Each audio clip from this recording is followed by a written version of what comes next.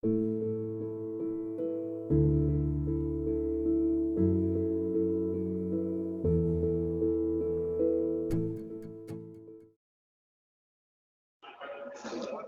tardes a todos. Vamos a darle inicio a la reunión de trauma el día de hoy. Está a cargo del Grupo C de San Vicente. Nosotros traemos la propuesta de trauma de pelvis, específicamente hablar un poco de lo que hay hoy en día al respecto de la angioembolización, el REOA y el empaquetamiento pélvico preperitoneal, que son, digamos, alternativas terapéuticas en estos pacientes. ¿Por qué es importante hablar de este tema? Pues porque, entre comillas, es una cavidad olvidada, básicamente se vuelve un poco menos intuitiva la actitud, el abordaje y el tratamiento de estos pacientes comparado, por ejemplo, con otras cavidades o con las extremidades. Además de eso, porque el trauma de pelvis, sobre todo cuando se asocia a trauma de alta energía, está asociado pues a trauma en otras cavidades y con un riesgo potencial para la vida. Y finalmente, porque todavía hoy en día la evidencia al respecto está en constante evolución y cada día tenemos cosas nuevas al respecto. Es un trauma frecuente, más o menos se presenta en el 25% de los pacientes politraumatizados. La mayoría corresponden a traumas cerrados de baja energía, pero en alguna proporción asociados a trauma de alta energía, y aquí es donde van a involucrar generalmente trauma multicavitario o trauma en extremidades, en cuello, en cabeza. Es un espectro clínico, pues es obvio, digamos, mencionarlo, pero es importante porque podemos estar ante pacientes que tienen manifestaciones clínicas muy leves, que no comprometen la vida, que incluso son asintomáticos, pero tenemos los pacientes cuya vida está amenazada por un sangrado pélvico o por un trauma pélvico mayor. La mortalidad general es del 8%, pero puede ser hasta de la mitad de los pacientes cuando el trauma es de alta energía. La principal causa de muerte y de morbilidad en los pacientes con trauma de pelvis está dado por el sangrado exsanguinante, la hemorragia exsanguinante. Esos pacientes se mueren de sangrado. Entonces, por ende, de entrada, para anotarlo como una clave que no se nos olvide, ese es básicamente el principal objetivo cuando nos inventamos a un paciente con trauma de pelvis: parar el sangrado, ¿sí? Es un reto diagnóstico y terapéutico porque es una cavidad difícil de evaluar, un sangrado difícil de diagnosticar. Todos los estudios imagenológicos que se puedan hacer sumados a una clínica difícil tienen sus fallas en algunas circunstancias. Entonces, por eso hay que hacer un esfuerzo activo en entender muy bien estos pacientes y enfocar bien la patología del trauma de pelvis. Respecto a la anatomía, hacer unas anotaciones rápidas de lo que hay que tener en cuenta cuando nos inventamos a estos pacientes. Saber que la pelvis es una estructura que tiene un esqueleto óseo, tiene tejidos blandos, tiene grandes vasos, es una cavidad y tiene un contenido de vísceras que son tanto sólidas como huecas en ambos sexos. El anillo pélvico, que es la estructura ósea que lo compone, está formado por un hueso sacro en la parte posterior y dos coxales. Cada coxal está formado por el ilion, el isquion y el pubis, y se unen anteriormente en la sínfisis del pubis. Estos huesos y este esqueleto unido, además de múltiples ligamentos que los unen, le dan una estabilidad multiaxial a toda la estructura. Esta es una vista inferior de la pelvis, del anillo pélvico como tal, y hay que tenerlo en nuestra mente para poder entender muy bien cómo se dan los distintos tipos de ruptura del anillo pélvico y las fracturas asociadas. En cuanto a la irrigación, saber que la gran mayoría de las vísceras y de los tejidos que están en la pelvis están irrigados por ramas de la arteria hipogástrica o ilíaca interna, que tiene ramas sacras, ramas iliolumbares, tiene ramas glúteas, la arteria pudenda, arterias rectales, arterias uterinas, vesicales y umbilicales. Todas estas ramas le van a dar la irrigación pues, arterial a la pelvis. Entonces, es de aquí que ahorita vamos a ver que algunos de los tratamientos involucran terapias en estos vasos, principalmente en la arteria hipogástrica o ilíaca interna. Asimismo, el drenaje venoso es un poco más complejo, sabemos que eh, tiene más influencia de variaciones anatómicas. Saber que con cada arteria generalmente se acompaña una vena que drena al mismo sitio, pero especialmente en la pelvis, si bien es algo que se ve en todo el cuerpo, hay lechos vasculares muy intrincados con complejos venosos que van a hacer que sea una estructura que esté predispuesta al sangrado, especialmente el plexo sacro y el plexo vesical van a sangrar bastante.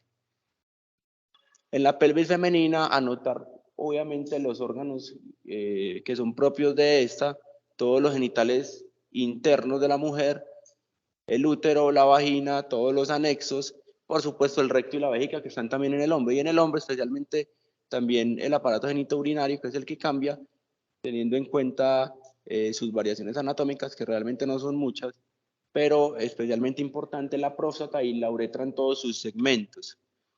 ¿Cómo se clasifica el trauma de pelvis? Sabemos que existen múltiples clasificaciones en medicina, en cirugía también, dependiendo de la patología que estemos hablando. Específicamente en pelvis hay muchísimas clasificaciones, sobre todo para la parte anatómica y el mecanismo del trauma. Hay dos que son las especialmente más usadas, la clasificación de Tile y la clasificación de Jung y Burgess, que es la que traemos el día de hoy y con la que se ha escrito más literatura en los últimos años, entonces por ende tiene mayor utilidad para la replicación de estudios y de información clínica útil. Esta clasificación nos va a dividir las fracturas pélvicas de acuerdo al vector de fuerza aplicado sobre la pelvis, es decir, si hubo una compresión antero-posterior, si hubo una compresión lateral o si hubo una compresión axial. Este es un resumen de la tabla, es difícil de aprendérsela, pero saber cuándo y cómo aplicarla. Les recuerdo nuevamente la compresión antero-posterior, ¿sí? La compresión lateral y la compresión vertical. Todas estas van a tener unas características, ya se las voy a mostrar en imágenes, saber cuál es la posición en la que vamos a encontrar esa hemipelvis en el examen físico y que cada uno de estos traumas está asociado a una estabilidad o inestabilidad de ese anillo pélvico. La inestabilidad, recuerden que puede ser multiaxial, uno puede tener inestabilidad pélvica vertical, rotacional, etc. Esta es la clasificación del trauma por comprensión antero-posterior. La tipo 1 hay una separación de la sínfisis púbica menor de 2,5 centímetros, en la tipo 2 mayor de esta y ya hay compromiso anterior de la articulación sacroiliaca. Y en la tipo 3 el compromiso es tanto de la sínfisis púbica como de toda la articulación sacroiliaca, incluyendo su parte posterior. En la compresión lateral, el coxal afectado va a tener ruptura del cuerpo y de la rama púbica en la parte anterior y puede tener distintos grados de compromiso de la articulación sacroiliaca, del sacro y del alerón ilíaco de ese lado. Y por último, la cizalladura vertical, cuando el paciente fue sometido a una compresión vertical muy fuerte, casi siempre el patrón de fractura y de compromiso del anillo pélvico va a ser así, con ruptura del cuerpo, de la rama del pubis y de toda la articulación sacroiliaca. La Sociedad Mundial de Cirugía de Emergencias tiene una clasificación, digamos, como un poco más práctica de lo que es el trauma de pelvis, teniendo en cuenta la clasificación anatómica que ya les conté anteriormente, pero divide el trauma de pelvis en un trauma menor, en un trauma moderado y en un trauma grave. El trauma menor es aquel en el cual el paciente está hemodinámicamente estable, tiene estabilidad mecánica de la pelvis, y eso está dado porque en la clasificación de John Burgess tuvo un grado de compresión anteroposterior 1 o de compresión lateral 1. El moderado incluye los grados 2 y 3, siempre son pacientes hemodinámicamente estables con fracturas inestables de la pelvis, que están dados por estos grados que están acá en la clasificación de John Burgess. Y el trauma grave es cualquier mecanismo de trauma en un paciente que está hemodinámicamente inestable. Es decir, paciente con trauma de pelvis que esté hemodinámicamente inestable, ya lo clasificamos como un trauma grave según la clasificación de la WSES. ¿Cómo vamos a hacer el diagnóstico del trauma de pelvis? Pues básicamente conociendo más o menos cuáles son los hechos del trauma, cuál fue la cinemática del trauma y con la ayuda de muchos elementos. Inicialmente, digamos, el examen clínico y la entrevista al paciente, puede que el paciente no esté en condiciones de una entrevista, pero vamos a tener ayudas en el examen físico. Quienes hayan tenido experiencia en los últimos años enfrentándose a pacientes con trauma de pelvis pueden saber y darse cuenta que clásicamente se nos ha enseñado a la palpación de las fracturas pélvicas. Sabemos que hoy en día esto pueden ser maniobras peligrosas y no se hace pues, en manos experimentadas, pero se recomienda como algún grado de palpación muy gentil de los alerones ilíacos para saber más o menos cómo está esa fractura pelvis y si es estable o no.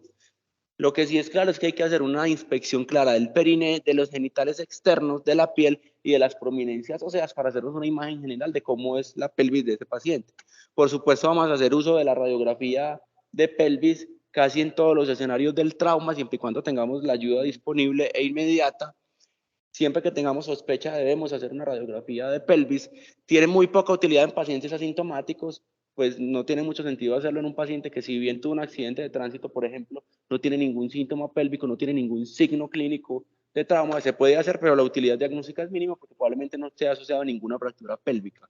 La ecografía FAST en el servicio de urgencia, ya lo vamos a ver ahora cuando miremos los algoritmos, tiene muy buena utilidad cuando hay sangrado, cambios intraperitoneales, líquido libre intraperitoneal, pero en trauma de pelvis no tiene muy buena sensibilidad porque ya vamos a ver que según el mecanismo del trauma, lo más frecuente es encontrar sangrados venosos que disecan el retroperitoneo o que están asociados a las fracturas pélvicas. Esto no se va a ver en una ecofase intraperitoneal, por lo tanto no es un buen elemento para nosotros tomar decisiones quirúrgicas o terapéuticas en estos pacientes. Y por último, la tomografía computarizada es un estudio que tiene mucho papel hoy en día en la atención del paciente politraumatizado, idealmente en pacientes estables, aunque ya hay estudios, ya hay algoritmos que proponen realizar la tomografía axial contrastada, ya sea corporal total o de pelvis, en pacientes incluso inestables. Lo ideal es reconstrucción 3D. No es necesario el contraste oral ni endorrectal, sino simplemente contraste endovenoso.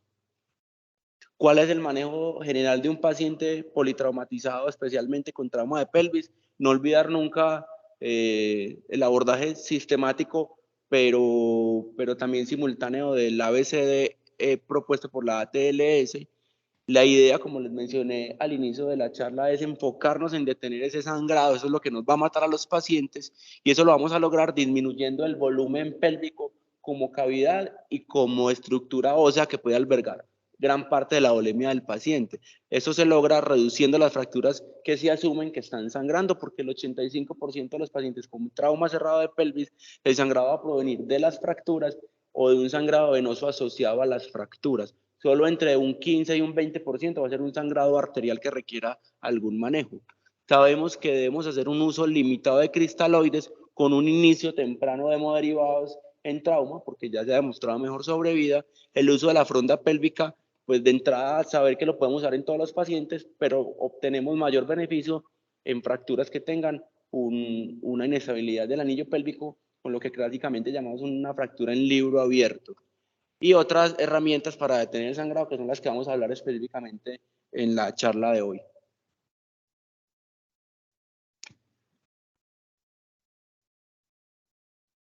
Bueno, buenos días. Yo soy Paco, soy residente en España, para los que no me conozcáis. Yo voy a hablar un poquito de uno de los pilares del tratamiento. Ya como ha dicho Simón, estos pacientes mueren de sangrado, los pacientes con trauma pélvico, y el 80% aproximadamente se deben a sangrados venosos asociados a esa fractura. ¿Qué pasa con el otro 15 o 20% de los sangrados? Porque suelen ser normalmente de origen arterial y que difícilmente se van a controlar con una fijación de esta fractura. Para ello, una de las terapéuticas que más se utilizan es la angiembolización, que como sabéis pues, es el tratamiento de elección para la hemorragia activa arterial. La técnica, pues básicamente, independientemente de donde sea, consiste en localizar el punto a través de un acceso arterial, el punto que sangra, y obstruir o taponar con diferentes materiales, con coils o otras sustancias, esa arteria que está sangrando. Se puede hacer o bien de forma troncular de todo el vaso o más selectivo, que es lo que se recomienda últimamente. Generalmente estos sangrados arteriales en este tipo de fracturas pues suelen provenir o bien de la arteria pudenda, de la glútea superior, o a veces incluso pues, un sangrado múltiple por pequeñas ramas de la ilíaca interna. Este procedimiento tiene una elevada tasa de éxito, en torno al 90%, aunque presenta, por supuesto, como todo, ciertos inconvenientes.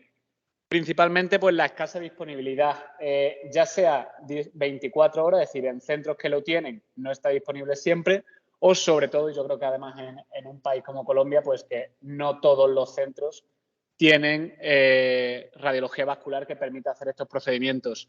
Y además es un tratamiento que generalmente asocia un tiempo elevado de realización. En cuanto a las complicaciones, generalmente son pocas, asociadas a un fallo renal normalmente que se resuelve de forma espontánea con el tiempo, y necrosis de estructuras pélvicas como la piel, los músculos, pero que generalmente van en relación a la embolización troncular, que cada vez, como digo, se hace menos. Algunas consideraciones generales del tratamiento de la angioembolización y que vienen normalmente reflejadas en toda la guía, pues son las que ponemos aquí. Mira, lo primero, un paciente con una fractura pélvica, inestabilidad hemodinámica, lo primero hay que estabilizarlo, da igual como sea, ya veremos más adelante, fijación externa, una laparotomía exploradora, un empaquetamiento, un packing preperitoneal, con idea de, una vez lo estabilicemos, trasladarlo a un centro de trauma de volumen, a un centro que, si es posible, pues que tenga servicio para realizar la angioembolización en caso de que la precise posteriormente.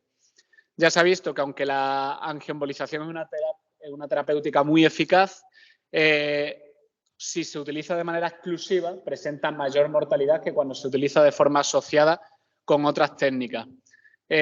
Además, está indicado siempre y cuando se hayan controlado y descartado otros orígenes de sangrado arterial extrapélvicos. En cuanto a la predicción de la posibilidad, digamos, de sangrado arterial, vemos que la extravasación de contraste es un buen indicador de la necesidad de angioembolización. Sin embargo, el tipo de fractura, sea una fractura más o menos estable, no nos predice realmente quién va a requerir angiografía, que esto es importante. Como hemos dicho, es muy eficaz la angioembolización para controlar la hemorragia. Tanto es que incluso en pacientes que se hacen angioembolización con un teórico control del sangrado, pero que posterior al tratamiento siguen con sangrado, se puede plantear repetir el procedimiento, repetir la angioembolización. Y en pacientes con edad avanzada, y esto es importante por el tema que hemos dicho ahora de fracturas, incluso en los que hay baja sospecha de sangrado pélvico, algunas guías ya veremos que en pacientes de edad avanzada, independientemente del estado hemodinámico, incluso independientemente del grado de la fractura, se plantea hacer una angioembolización. ¿Qué dice, por ejemplo, alguna guía? Pues las guías del DSTC, del trauma quirúrgico, digamos.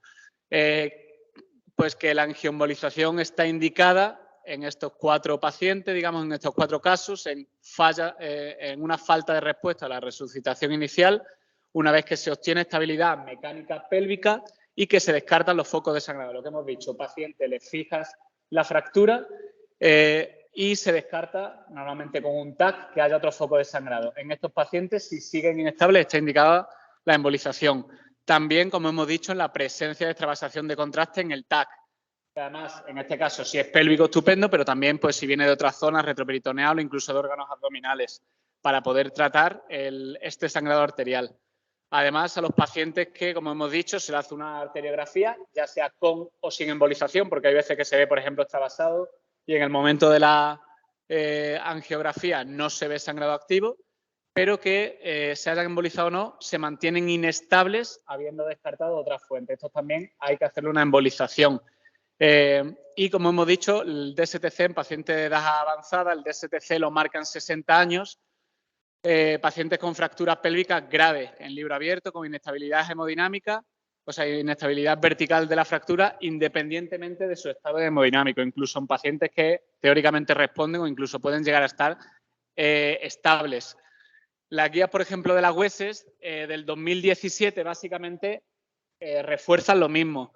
Dicen que la angioembolización es una medida muy eficaz para el tratamiento del sangrado arterial retroperitoneal, con una evidencia fuerte, que el TAC y la extravasación de contraste en el TAC y la presencia de hematoma pélvico son los signos predictivos más importantes para prever si van a necesitar embolización, más que el tipo de fractura, que después de la estabilización pélvica, el inicio de una reanimación intensiva y habiendo excluido otra fuente que es importante de sangrado pélvico, hay que considerar la realización de angioembolización en pacientes con fracturas pélvicas, inestabilidad hemodinámica o evidencia de hemorragia continua, que los pacientes que en el TAC tienen una extravasación de contraste sugieren la realización de una angioembolización independientemente del estado hemodinámico. Si vemos en un TAC en un paciente estable sangrado activo, recomiendan la realización de una angioembolización, que se debe considerar repetir, como hemos dicho ya, la angioembolización en pacientes con fracturas pélvicas que ya han sido sometidos a arteriografía previamente, si persisten signos de sangrado continuo, y que consideremos, como hemos dicho ya antes, los pacientes angioembolizar a pacientes de edad avanzada independientemente del estado hemodinámico. Esto lo dice solo la guía de las Wesses. La guía británica, por ejemplo, del 2018, más o menos habla sobre lo mismo, pero esto sí que lo vi importante, que responsabilizan un poco a cada centro en base a qué tratamiento instaurar en sangrados pélvicos. Dice que no se pueden decantar en el sangrado activo de pelvis, que no respondan a la reanimación, se puede controlar o bien con un packing preperitoneal o bien a través de una angioembolización por un servicio de radiología intervencionista. Y dejan un poco en mano de cada centro el protocolo que han de seguir, supongo que también un poco siguiendo la disponibilidad de radiología vascular.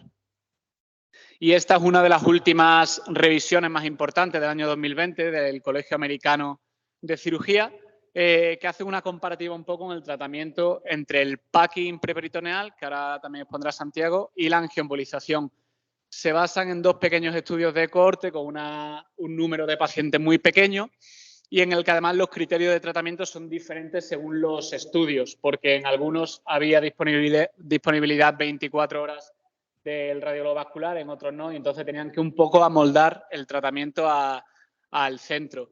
Lo que sí se vio fue que el tiempo del packing preperitoneal fue menor en comparativa con la angioembolización, sin embargo la tasa de infección fue mayor. Aún así, esto no tradujo ninguna diferencia significativa en la mortalidad ni en las complicaciones graves. ¿Qué concluye este estudio, esta revisión, este metaanálisis? Que en pacientes con traumatismo cerrado y con fracturas pélvicas y con inestabilidad hemodinámica y existiendo en la instalación recursos tanto para el packing preperitoneal como para la angioembolización, no se pueden decantar por una u otra técnica, no tienen evidencia para recomendar una u otra y que esa decisión corresponde un poco a los recursos institucionales y la competencia del cirujano, teniendo en cuenta los riesgos potenciales. Con esto que quiero recalcar que la angioembolización es un procedimiento seguro, que está, como hemos visto, indicado sobre todo en pacientes que se descartan otros métodos de sangrado y que se ve sobre todo, hay un valor predictivo cuando existe extravasación, pero que hay que tener en cuenta la disponibilidad, sobre todo la disponibilidad generalmente en menos de una hora, porque como sabemos estos pacientes que tienen una hemorragia persistente, pues prolongar el tiempo de tratamiento más allá de una hora, que la angioembolización se prolongue más allá de una hora, pues va a venir asociado con un incremento de la mortalidad importante y son cosas que hay que tener en cuenta. Bueno, vamos a seguir entonces hablando del empaquetamiento preperitoneal en este contexto. ¿En qué consiste eso? Consiste en empaquetar con compresas el espacio preperitoneal y retroperitoneal, que es donde se encuentran los plexos venosos que sangran en el trauma pélvico, como ya dijo Simón al inicio. Los que más sangran son el plexo presacro y el plexo prevesical. Entonces, ¿qué pasa en una fractura de pelvis? Como vimos, pues como en la fisiopatología, se pierde como esa cavidad que mantiene un sello, por así decir, en la vasculatura, se pierde por la fractura, se pierde ese efecto de tapón, entre comillas, y ahí es donde los pacientes sangran y sangran y sangran y no hay nada que comprima ese sangrado venoso. Entonces, consiste en básicamente empaquetar y comprimir de forma directa esos plexos venosos en la pelvis verdadera. Como dijo Paco y como lo vamos a ver acá, es rápido de hacer. En general, todos los estudios muestran que el tiempo para hacer un empaquetamiento preperitoneal es pues, relativamente rápido. Si se tiene la disposición de llevar al paciente al quirófano de una manera eficaz, el paciente está empaquetado en 20 o 30 minutos. es importante de mencionar que los pacientes, antes de hacer un empaquetamiento preperitoneal, antes se debe fijar idealmente la pelvis. Porque si yo tengo una fractura de pelvis inestable y yo intento hacer así un empaquetamiento preperitoneal, pues lo que voy a hacer es empeorar la inestabilidad de la pelvis y la misma estructura ósea no me va a permitir el efecto de tapón que quiero con el empaquetamiento. Entonces, previamente, el equipo de ortopedia debe fijar la pelvis de una forma pues momentánea, generalmente con un fijador externo, para que la pelvis mantenga el efecto de tapón y el efecto de compresión de esa cavidad, por así llamarla, pélvica, para yo después empaquetarla. Puede ayudar a identificar algunos pacientes que requieran angioembolización, como vimos, algunos pacientes que, por ejemplo, yo los llevo inicialmente a empaquetamiento preperitoneal y persistan inestables, o en la angiotomografía, si tuve la disponibilidad de hacerla, muestra un sangrado arterial pues, activo, se deben llevar después a angioembolización. Y algunos estudios han mostrado mayor supervivencia en pacientes llevados a empaquetamiento preperitoneal versus pacientes llevados a angioembolización, pero esos estudios tienen muchos sesgos, principalmente porque los pacientes que se llevan a empaquetamiento preperitoneal son pacientes que generalmente están más malucos, están inestables hemodinámicamente, y como es más rápido de hacer, se llevan al empaquetamiento, los pacientes que se llevan a angioembolización de pronto están un poco más estables y da un poco más de tiempo, por así decirlo, de llevarlos a la angioembolización. ¿Cuáles son las indicaciones? Se leen diferentes cosas, pero la indicación grande de llevar un paciente a un empaquetamiento preperitoneal es un paciente que esté inestable hemodinámicamente al ingreso y que no responda a la reanimación inicial. Hay otras indicaciones que describen en la literatura, como es la imposibilidad de realizar de forma rápida una tomografía y la imposibilidad de llevar al paciente a una angiotomografía temprana para una eventual angioembolización. Se describe un periodo de menos de 60 minutos. Creemos que esto es demasiado, pues muy poco tiempo, entonces prácticamente muchos pacientes entrarían en el grupo de empaquetamiento preperitoneal. También está indicado en pacientes que se necesiten llevar a cirugía, generalmente una laparotomía, por alguna otra causa. Por ejemplo, un paciente que tenga en el FAST una evidencia de una hemorragia intraabdominal por cualquier causa, yo lo llevo a la laparotomía pues, exploratoria, hago lo que tenga que hacer, y si evidencio que el paciente tiene una fractura inestable de pelvis, pues en el mismo acto quirúrgico aprovecho y le hago el empaquetamiento preperitoneal, y ya después se mirará cómo evoluciona el paciente. Y hay que resaltar que mucho porcentaje de pacientes que se llevan un empaquetamiento preperitoneal van a requerir una angioembolización. En la literatura se escriben porcentajes tan bajos como el 20% o tan altos como el 80%, y este porcentaje es muy amplio debido a la heterogeneidad de los estudios, como ya vimos en algunos como mostró Paco. En cuanto a la técnica, básicamente se puede hacer por una incisión de Pfannenstiel o una técnica pues, con una incisión por línea media infraumbilical. Es muy importante entonces que llegamos hasta la fascia, o sea, disecamos toda la línea alba, rompemos toda la fascia, llegamos hasta el peritoneo y debemos dejar el peritoneo íntegro, no rompemos el peritoneo. Aquí estaríamos en el espacio de Retzius. Ese espacio, si él está sano, habría que disecarlo porque es un espacio virtual, pero generalmente cuando hay un sangrado, un hematoma, ese espacio ya viene disecado por la sangre, pues, el hematoma que está sangrando de los plexos venosos. Entonces, generalmente, ¿cuál es la idea? Es llegar hasta ese espacio, proteger la vejiga, y yo tengo que palpar todo el anillo pélvico, desde la sínfisis púbica hasta las articulaciones acroiliacas, bilateralmente. Cuando yo palpo esto y tengo ese espacio ya disecado, pues como tal, se empaqueta en cada lado con 3 compresas. Pues se escribe que es con 3 compresas, pero pues se empaqueta con lo que le quepa al paciente. La primera compresa debe ir hasta atrás, hasta la articulación sacroiliaca como tal, la segunda compresa anterior a esta, y la tercera ya en la sínfisis púbica como tal, todo esto haciéndolo en la pelvis verdadera, que es donde está sangrando el paciente. Finalmente, se describe que se puede cerrar la fascia y la piel, o se puede cerrar solo la piel. Idealmente se debe cerrar la fascia para efectuar, pues, para hacer el efecto de tapón que yo quiero, para que esas compresas queden totalmente herméticas y pues para el sangrado efectivamente. Y si yo al paciente lo voy a llevar a una laparotomía exploratoria en el mismo acto quirúrgico, idealmente se va a hacer en una incisión diferente a la incisión del empaquetamiento preperitoneal. Es decir, el empaquetamiento preperitoneal en una incisión infraumbilical y la laparotomía exploratoria en una incisión supraumbilical que no estén comunicadas ni por la piel ni por la fascia. Esto para garantizar el efecto de tapón de la pelvis y ya pues yo por la otra incisión hacer pues toda la exploración de la cavidad. Inicialmente el empaquetamiento se describió por una vía transabdominal en donde yo pues accedía a la cavidad peritoneal, pues a la cavidad abdominal como tal, y desde ahí se hacía un empaquetamiento preperitoneal, pero esto es menos efectivo porque no se logra ese efecto de tapón. Aquí traje un video de la técnica como tal. Esto es en un cadáver, pues ellos ya tenían hecha toda la incisión, pero están mostrando de forma pues como esquemática, pues aquí está abierta la cavidad, pero imaginemos que está cerrada. Esto es pues por efectos prácticos, ¿cierto? Porque el cadáver pues ya está abierto y que está bien el paciente. Entonces están metiendo 3 compresas al lado derecho del paciente, después me voy para el otro lado, preperitoneal, metiendo 3 compresas al lado izquierdo del paciente. Vamos a ver cómo mete la primera. Casi todas las técnicas lo describen pues que son 3, pero como digo, hay pacientes que les caben más, se debe pues empaquetar con lo que le quepa al paciente. Entonces la primera, bien atrás, hasta la articulación sacroiliaca, la segunda, anterior a esa compresa, y la tercera, ya en la síntesis pública para garantizar el tapón del plexo prevesical. Todo esto en la pelvis verdadera por debajo del anillo pélvico.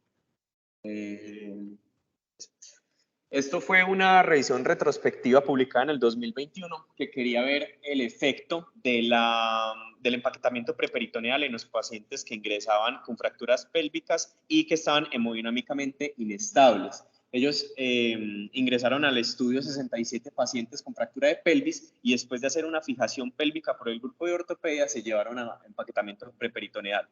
¿Qué vieron ellos? Que los pacientes a quienes se llevaron a empaquetamiento preperitoneal tuvieron mayor presión arterial sistólica, una disminución efectiva de la base exceso y menor requerimiento de hemocomponentes ya cuando el paciente estaba en la UCI, en la fase de reanimación, versus al inicio, pues cuando ingresó el paciente.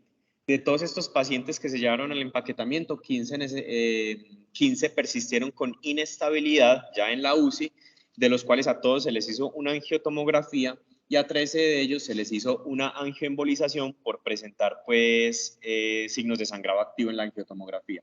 Se encontró un 29.5% de mortalidad que no fue asociada a fractura pélvica, en general fue por otras lesiones asociadas porque la mayoría de pacientes tuvieron un índice de severidad del trauma bastante alto y pues prácticamente todos estaban politraumatizados. Se vio que la necesidad en estos pacientes de angioembolización fue un 22.4%, y este porcentaje fue menor a otros estudios en donde la necesidad de angioembolización en pacientes no llevados a empaquetamiento preperitoneal fue mayor. Un estudio. Están tan ocultas. Listo. Aquí yo traje otro estudio que es de este año.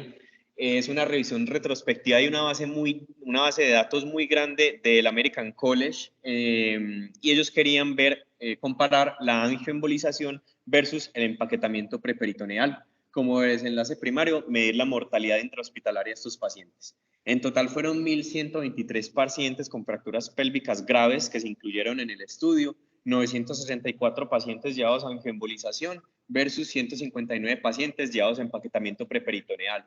Este estudio hizo un emparejamiento por puntaje de propensión, esto para intentar homogeneizar ambos grupos de pacientes. Entonces incluyeron al final en el análisis 110 pacientes angioembolización y 110 pacientes llevados a empaquetamiento preperitoneal.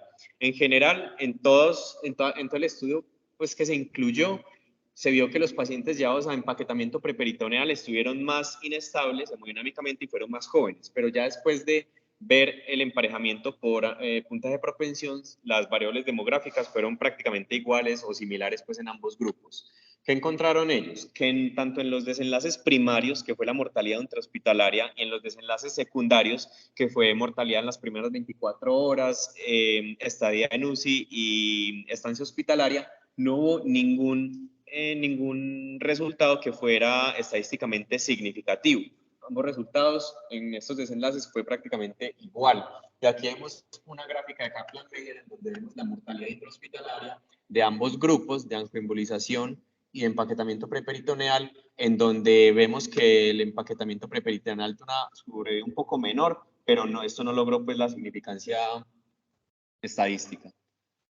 ¿Qué dicen ellos o qué concluyen ellos? Que los pacientes llevados a empaquetamiento preperitoneal fue más común haberles hecho este procedimiento por haberlos llevado a cirugía por alguna otra causa. O sea, pacientes que por alguna causa necesitaron la parotomía exploratoria se llevaron más frecuente a empaquetamiento preperitoneal. Como dije, no hubo diferencias estadísticamente significativas en cuanto a mortalidad y estancia hospitalaria o en UCI, y el análisis por subgrupos mostró una tendencia de mayor sobrevida a pacientes llevados a angioembolización, pero esto, como dije al inicio, hay que cogerlo como con pinzas porque estos pacientes suelen estar estables versus los pacientes que se llevan un empaquetamiento preperitoneal, que llegan muy mal, llegan inestables al servicio de urgencias, se llevan inmediatamente a cirugía, a la parotomía, empaquetamiento preperitoneal, entonces suelen tener más mortalidad que el grupo de pacientes que se llevan angioembolización, que da, entre comillas, un poco más de espera. Y como dijo Paco, la angioembolización toma más tiempo de realizar y eso significa pues que los pacientes aguantan más, por así decirlo. Vamos a seguir entonces con Reboa. Bueno, la parte que me corresponde hablar a mí en relación al trauma de pelvis es sobre el uso de este dispositivo. Es un dispositivo que cada vez viene ganando mucho más auge en el contexto del paciente politraumatizado e incluso se viene utilizando también el paciente con parada cardíaca de origen no traumático. Entonces, el Reboa es un dispositivo de oclusión aórtica endovascular. Su objetivo principal era para tratar de controlar el sangrado no compresible del torso. Esta intervención se viene haciendo desde hace mucho tiempo, pero digamos que del 2000, depende del sitio donde lo revisemos, pero en Colombia, por ejemplo, solamente hay un sitio que viene haciendo el uso del Reboa para el control del sangrado por trauma, que es la Fundación Valle de Lili en Cali. Pero digamos que esto está descrito desde la década de los 50 en la guerra de Corea.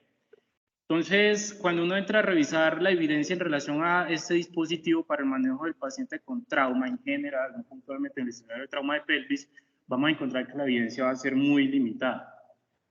Cuando uno revisa cuál es la indicación del Reboa en el paciente con trauma de pelvis, o digamos en el trauma abdominopélvico en general, hay un statement que se hizo entre el Comité de Trauma de la Sociedad Americana de Cirugía y la Sociedad Americana de Medicina de Urgencias.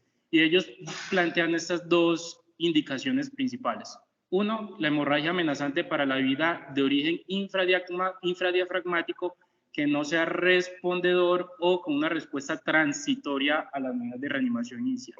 Y el segundo escenario es el paciente con paro cardíaco traumático por sangrado por debajo del diafragma. Entonces, para uno hablar de la posición del Reboa, uno debe conocer unas zonas anatómicas. Esas zonas anatómicas me van a definir, por una parte, cuál va a ser el sitio de inserción del dispositivo. Entonces, desde el punto de vista práctico, se hablan de tres zonas. La zona 1, cuyo origen es desde el origen de la subclavia izquierda hasta el origen del tronco celíaco, la porción más superior del origen del tronco celíaco. Esto sería la zona 1. La zona 2 va por la porción inferior del origen del tronco celíaco hasta la porción más caudal de la arteria renal, y tenemos la zona 3 que va desde la zona distal, lo más distal de la arteria renal más caudal, hasta la bifurcación de la aorta ilíaca. Esto va a ser importante, uno, para definir en qué posición se va a colocar el dispositivo. Desde un punto de vista práctico, el dispositivo solamente se coloca en una zona 1 o en una zona 3, ya vamos a ver cuáles son las indicaciones de colocarlo en una u otra zona.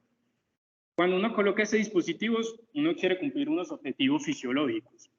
Cuando yo hago una oclusión de la aorta, yo lo que voy a hacer es una redistribución del flujo sanguíneo hacia la circulación central. Con circulación central me refiero a la circulación coronaria, hacia la circulación del sistema nervioso central. Eso me va a favorecer, me va a mejorar la presión de perfusión coronaria, la presión de perfusión cerebral, y adicionalmente se logra un objetivo secundario que es mitigar la pérdida de sangre que tiene un origen abdominal. Y lo otro importante es tener en cuenta que el REBOA no es un tratamiento definitivo, no es una estrategia de control definitivo del sangrado, sino que es una terapia puente para yo poder llevar a mi paciente a una intervención quirúrgica y tratar de hacer un control definitivo del origen del sangrado. Entonces, aterrizando los conceptos del REBOA en el escenario de trauma de pelvis, vemos que cuando uno revisa la recomendación del REBOA, hay dos recomendaciones. La primera recomendación es que para el control del sangrado del paciente que me lleguen esas dos indicaciones que yo había definido anteriormente, es decir, el paciente que me llegue una parada cardíaca traumática en que yo presuma que el sangrado es de origen abdominal, o aquel paciente que sea inestable hemodinámicamente, o que sea un paciente con respuesta transitoria a la reanimación, a ese paciente se le recomienda con un grado de recomendación 1A por la guía hacer una toracotomía de resucitación con clampeo cruzado de la aorta con una medida de control del sangrado. Sin embargo, ahí aparece la recomendación del REBOA con un nivel de evidencia 2B. Cuando uno entra a revisar cuál es la evidencia primaria para esa recomendación, ya yo había dicho, existen muy pocos estudios que sean sólidos, que me permitan hacer una recomendación de primer nivel de evidencia grado 1A para el uso del REBOA en el contexto del paciente con trauma. Entonces, de los estudios más grandes que hay está esta revisión sistemática y metaanálisis que incluye principalmente estudios de cohorte retrospectivo. Esta revisión incluye 8 estudios. El objetivo de este estudio era evaluar el impacto del REBOA en exsanguinación traumática de origen abdominal y pélvica. Digamos que la población de pacientes pues, eran pacientes con trauma de torso que tuvieran esta condición, y la intervención era la oclusión endovascular con el REBOA y el comparador era el uso de otras técnicas de oclusión aórtica, entre ellas la toracotomía de resucitación. ¿Qué desenlaces primarios querían evaluar? La mortalidad a 24 horas y también querían evaluar la mortalidad intrahospitalaria. En este estudio, cuando revisamos la primera gráfica de Forest Plot para la mortalidad a 24 horas, vemos que para el efecto o el estimador puntual, el efecto para un modelo de efecto fijo, es decir, cuando yo quiero extrapolar los resultados de ese metaanálisis a la población que se parece a los criterios de inclusión del estudio, encontramos que el REBOA sí logró una reducción de la mortalidad a 24 horas con un riesgo relativo de 0.58, con un intervalo de confianza que no atravesaba la unidad. Y cuando ya yo quiero extrapolar esos resultados basados en un modelo de efecto aleatorio, es decir, a una población que tenga un comportamiento diferente al de mi metaanálisis, digamos que no hay una diferencia en términos no hay un impacto en relación a la mortalidad para usar REBOA en este escenario. Ahora bien, si yo extrapolo los resultados de este estudio a una población que se parece a los criterios de inclusión de este metaanálisis, tenemos un problema, y es que la heterogeneidad de este estudio es alta, una heterogeneidad del 88%. Entonces, a partir de esa primera desenlace, no podemos sacar una conclusión que sea a favor del REBOA. El segundo desenlace es la mortalidad intrahospitalaria. Para la mortalidad intrahospitalaria vemos que para los dos modelos de efecto fijo y efecto aleatorio hay un efecto a favor del uso del REBOA para disminuir la mortalidad intrahospitalaria. Y adicionalmente, pues aquí tenemos nuevamente el problema de la heterogeneidad de los estudios primarios, que es una heterogeneidad aproximadamente del 55%, es una heterogeneidad moderada. Entonces, a partir del resultado de la mortalidad intrahospitalaria, esta revisión sistemática y metaanálisis hace esta conclusión y plantea la hipótesis de que el REBOA puede ser una estrategia de control del sangrado no inferior a la toracotomía de resucitación. Hasta ayer que estaba revisando, digamos, lo que había en relación a la evidencia del REBOA, no había como estudios fuertes, estudios primarios, hablando de ensayos clínicos, pero hace 5 días hice una publicación de un ensayo clínico en el New England, o creo que fue en JAMA, en donde aparentemente el REBOA tiene un impacto en incrementar más la mortalidad que otras estrategias de clampeo de la aorta. Entonces, la propuesta de nosotros posiblemente para la otra semana en el Club de Revisa es hacer una revisión de ese artículo como para tratar de profundizar más en ese tema. Ahora, cuando uno revisa el rol del REBOA dentro del algoritmo del manejo del paciente con trauma pélvico, partimos de que tenemos un paciente con trauma de pelvis. Ese paciente que se va a beneficiar de REBOA debe ser un paciente que esté hemodinámicamente inestable, es decir, un paciente que tenga una clasificación de WSS4, como ya lo había dicho Simón. Ese paciente es el que se me va a beneficiar, aparte de las estrategias de empaquetamiento pélvico preperitoneal, de la embolización y de las estrategias de medida de estabilización mecánica, de estabilización pélvica mecánica transitoria, se va a beneficiar del REBOA. La recomendación cuando uno va a utilizar el REBOA es, si yo tengo duda de que mi paciente tiene un sangrado netamente pélvico, el REBOA se debe posicionar en una zona 1. Ahora bien, si yo estoy seguro de que mi paciente tiene un sangrado solamente pélvico, el REBOA se puede colocar en la zona 3. Digamos que la recomendación en relación a las zonas es básicamente consenso de expertos y hasta ahora no hay una evidencia que, digamos, me evalúe los desenlaces entre colocar una zona 1 una zona 3, aunque desde el punto de vista fisiopatológico, uno esperaría que si uno hace la colocación del REBOA en la zona 1, hay mayor probabilidad de sufrir de lesión de isquemia de repercusión cuando se prolonga más allá de los 15 minutos, que es el tiempo que uno espera. Y a continuación, caso clínico. Antes de pasar al caso clínico, que realmente es como una forma de que redondeemos todo lo que hemos hablado hasta el momento, quisiera ver si alguno de los docentes tiene alguna intervención al respecto, si nos quieren dar, digamos, alguna sugerencia en lo personal y con la experiencia del hospital y del lugar de trabajo respecto al manejo de estos pacientes. Porque lo que hemos visto es que, si bien hay bastantes sociedades y bastantes revistas que han publicado al respecto, hay algunos puntos, específicamente estos que estamos hablando, en los que no hay un consenso establecido y podemos ver que dependiendo, digamos, de la sociedad, se decantan más por un manejo endovascular o por un manejo quirúrgico o por una mezcla de ambos.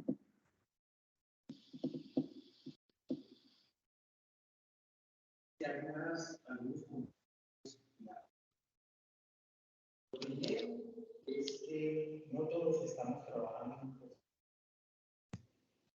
pero de pronto se pone.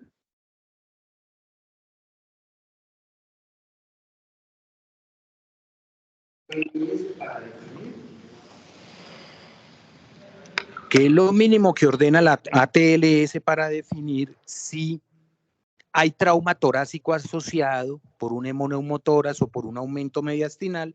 Porque hasta la cuarta parte de los pacientes con trauma pélvico severo cursan con foco de sangrado torácico. Y muchas veces, por estar viendo lo escandaloso de la deformidad de la pelvis, se nos mueren por el mediastino, por una disección de aorta, por una ruptura contenida que con la reanimación hemostática rompemos, etc. No cabe duda que la reanimación hemostática tiene cabida acá, porque lo que queremos es tratar, y con la reanimación hemostática, tratar de que el paciente pare el sangrado. Toda la corriente va hacia tratar de contener el sangrado. No hay duda que uno no le pondría una fronda pélvica o una cincha pélvica a una diastasis menor de 2.5, porque eso es algo súper estable. Pero sí a toda fractura inestable hay que ponerle su fronda pélvica. No importa el mecanismo, porque se ha demostrado que la fronda hasta el 50 y 60% de requerimientos en hemoderivados puede ahorrar. Entonces hay que colocarla, que ya me llegó la placa y que hombre, pero hay que colocarla, listo. Esa es la estabilización del pobre y es lo que tenemos, porque aquí no las tenemos de origen profesional, con sus bandas, con su cosa, y que abarque la mitad de la fronda los trocánteres mayores. Eso tiene su técnica de colocado y en cualquier video de YouTube se puede ver eso. Eso es importante. Voy a saltar puntos por puntos porque ustedes los hablaron por bloques, pero esto es algo muy dinámico, donde se cruzan muchos ramales. El paciente, cuando hay REBOA, no todos tenemos REBOA, pero cuando hay REBOA y el paciente está manejando sistólicas menores de 70, 80, no responde, no es respondedor, ese paciente va con un REBOA a la zona 1 hasta que yo no descarte sangrado que no sea diferente a la fuente pélvica, como lo dijiste, Víctor. Esa es la indicación y va a zona 1. Ese paciente toca hacer todo lo posible por estabilizarlo para tratar de llevarlo a un angio-TAC corporal. No es el TAC corporal contrastado que nosotros conocemos, porque nosotros lo que queremos es averiguar es otros sitios de sangrado. Si el tórax nos evidencia, no viejo, ahí no hay sangrado, usted puede bajar ese REBOA a la zona 3 y se enfoca a esa zona, ¿ya? En cuanto al empaquetamiento, si usted necesita un REBOA es porque necesita empaquetar ese paciente. Es imperdonable que usted tenga un REVOAP, entonces lo mande a angioembolización, porque usted está asumiendo que la fuente de sangrado es arterial, cuando la epidemiología le está diciendo que el 80% son venosos. Eso no descarta que también tenga la arterial. Pero es ese paciente que usted empaqueta y el ortopedista muy gentilmente entiende que es una pelvis inestable en el control de daños y ve que necesita un fijador externo, se lo coloca y usted ya descartó otras fuentes de sangrado por el FAS o por otros medios que no sé la tomografía, porque ese paciente tuvo que meterlo a empaquetar, pues ese paciente usted se lo tiene que llevar a una angioembolización obligatoria, porque seguramente le van a encontrar algún ramal de la ilíaca interna susceptible de embolización. ¿Listo? Entonces vamos por todo, va el paquete completo, lo uno no descarta lo otro. Uno no puede mandar a embolizar un paciente que está totalmente inestable porque se le va a morir allá. Las guías de la AAST dicen que el periodo de respuesta máximo del angioembolizador es 1 hora. Esa hora usted empaqueta y un ortopedista fija la pelvis y puede que ya no lo necesites, ¿ves? Pero se activan todos los protocolos, eso es importante.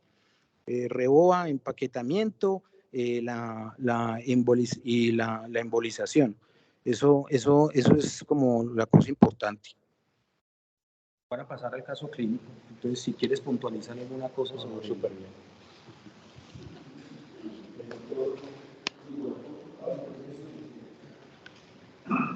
Hay una cosa importante, y es todo lo que es el trauma. En trauma, todo lo que se haga es ganancia. Todo lo que se haga es ganancia y lo que se deje de hacer es una pérdida inconmensurable, o sea, no se puede ni medir. Entonces, como bien lo decía el doctor Pérez, esto no es una cuestión de ir paso por paso, sino que es un equipo que está trabajando junto. Y donde haya la posibilidad de tener un equipo que trabaje junto para el manejo de un trauma grave de pelvis, incluye también el ortopedista para la fijación. Pero fundamentalmente, y si no lo hay, pues toca de pronto empaquetar, pues, o sea, ya se va dependiendo de las necesidades y de las oportunidades que se tengan. Pero esto tiene que tenerlo uno en mente siempre desde que llega el paciente. No hay pacientes que llegan, inclusive ya lo traen los de atención prehospitalaria, los traen con la fronda pélvica puesta, porque también ellos ya han tenido entrenamiento en definir si hay una fractura de pelvis, de pronto clínicamente, como bien decían, hay que hacer la maniobra muy suave porque de pronto usted a lo mejor lo que medio está estabilizado, lo desestabiliza. Entonces, hay que tratar de hacer bien eso. Ahora, el trabajo en equipo es un trabajo conjunto, razonable, responsable y que no puede abandonarse el paciente a que observémoslo a ver cómo va. Entonces, dejo ahí para que frente al caso. Doctor Alejandro.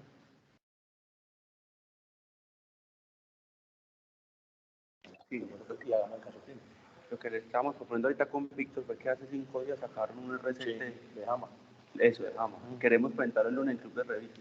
¿O lo dejamos para la reunión de trabajo? Es que yo quiero que hagan un background de ese artículo, no club de revistas, no, que entonces van a recitar a todo eso. lo que había antes. Eso. Entonces, ¿qué le da para trauma entonces? Y hacemos REVOA la otra semana y hacemos el caso clínico. ¿Parece?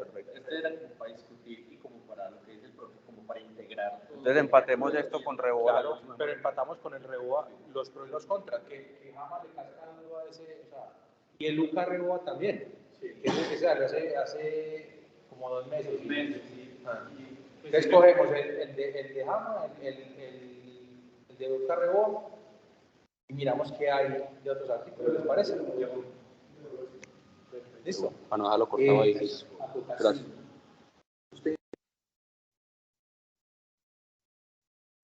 Pero un cirujano está en la obligatoriedad de saber hacer un empaquetamiento preperitoneal, porque así como el tubo de toras es capaz de salvar un neumotórax a tensión, el empaquetamiento preperitoneal, así ni siquiera haya ortopedista, ni REVOA, ni nada más, es salvadora de vida. Usted empaqueta a ese paciente y le compra tiempo para llegar a un hospital donde lo puedan embolizar, donde lo puedan fijar y donde le puedan hacer todo lo que tengan que hacer. Ustedes lo dijeron, el 20% tiene sangrado arterial.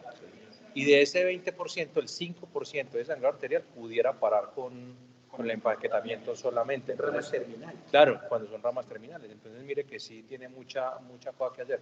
La otra semana lo discutimos bien ese caso y hablamos de reboa también. A mí me preocupa, por ejemplo, un poquito esa duda, porque en unas partes de empaquetamiento leí que decía, el sangrado arterial no para con empaquetamiento, y en otras partes leí, incluso el sangrado arterial podría pagar. Entonces, si usted tiene una rama principal, no le va a parar. Ese empaquetamiento se hizo para la corona mortis, o sea, para sangrado venoso, no arterial, pero se descubrió en otros artículos que sí podía servir en algunos casos para sangrado arterial. ¿De acuerdo? Lo otro es que cuando vayan a hacer el empaquetamiento, usted tiene que entrar por una línea media, pero la zona empaquetar está por debajo de su vértice de la línea media. Porque el error que se cometen es que, aquí está la grasa preperitoneal, llegan a coágulos de sangre y se van a disecar y a meter las van a meter en los flancos, las van a meter en la pelvis falsa por bien que les vaya. Y si no, las meten es acá, no hicieron nada. Tienen es que ubicarse con la pelvis y entrar al espacio prevesical y meter la compresa que acaba de disecarse los coágulos, el espacio prevesical, y esa es la primera que rueda hacia lateral. La otra rueda hacia lateral van una, mínimo 6. Y uno no evacúa los coágulos. Pero es que eso se va a evacuar cuando usted meta el empaquetamiento. O sea, cuando usted meta la... Eso va saliendo. De hecho, eso ya está disecado. Esa es la ventaja del empaquetamiento. Eso ya está disecado. Entonces ya usted el espacio lo tiene listo para empaquetar. Pero recuerde que la primera cosa va por detrás de la síntesis. 3 y 1. La gente empieza a empaquetar el de frente y hacia el panorama. Leíamos Fanestil. No. Depende. O sea, no depende. Depende de qué, del ortopedista también. Porque el ortopedista no usan Fanestil para reconstruir pelvis, generalmente por línea media. Pero yo espero que este caso también tenga trauma hepático, ¿o no? Pues es un politrauma. Sí, pero no. Ah, bueno, listo, para poder mirar cómo hacemos la laparotomía, ¿listo?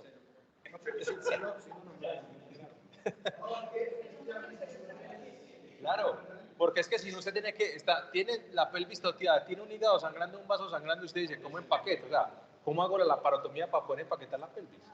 Tenía paz positivo, pero ya va a tener paz. Ya tenía paz más positivo. Sí, En ese caso clínico, rómpale una tripa para que tenga 2 ojos de indicación. Y habla por dónde arreglan todo. La verdad es que es muy triste ver un paciente con un trauma pélvico sangrando activamente. Es demasiado triste ver uno casi que asistir a la muerte de un paciente sin hacer absolutamente nada. Eso es lamentable.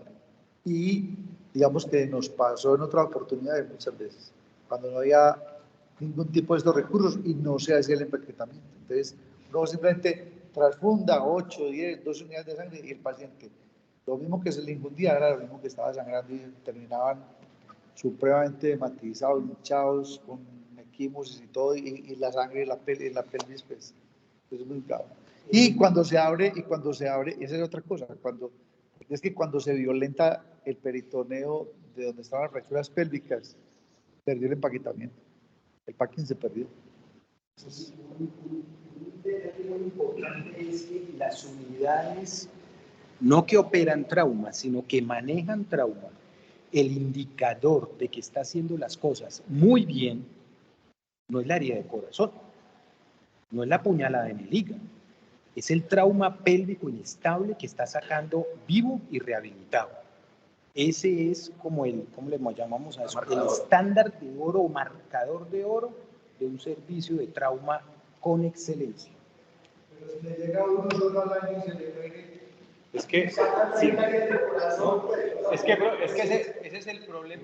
Es que el problema es que todos creemos que manejamos el trauma severo y cuando a los cirujanos les da por remitirlo, lo remiten es cuando ya está fistulizado, cuando ya está infectado, cuando tienen un roto en la vejiga, cuando ya no hay nada para hacer. O sea, cuando sí, nos toca tenerlo hospitalizado, 6 meses, manejarle su fístula. O sea, yo no les digo que no operen, o sea, hagan un control de daños, pero ese paciente, si usted no está en las condiciones de manejarlo, salga ese paciente rapidito.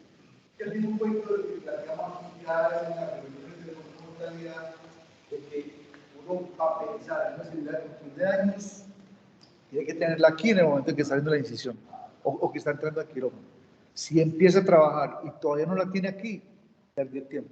Y los otros son los muchachos quieren porque a ustedes sí les va a llegar en el pueblo el trauma de pelvis.